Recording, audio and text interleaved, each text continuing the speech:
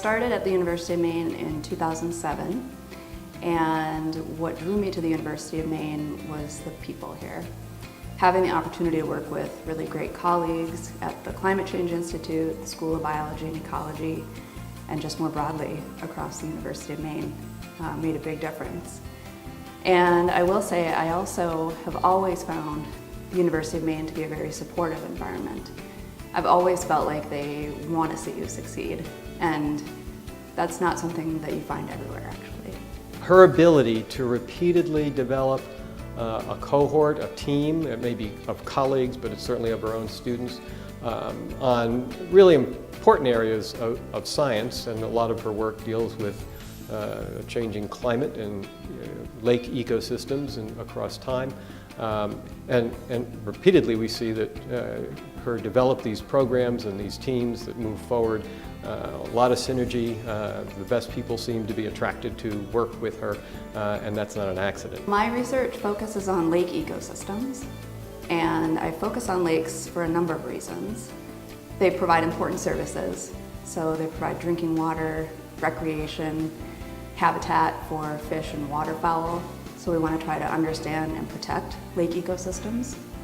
I also focus on lakes because I'm interested in understanding how climate change and air pollution affect ecosystems in general.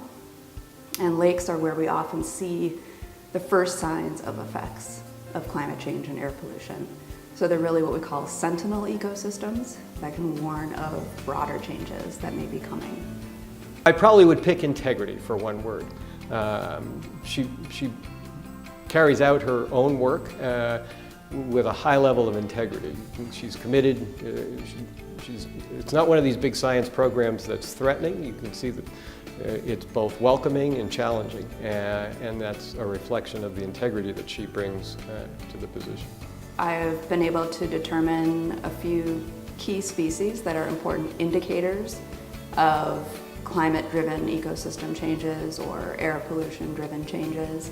And those have then been applied more broadly across, not just the systems that I work in, but systems that other people are working in as well. I garnered and managed an NSF IGERT grant.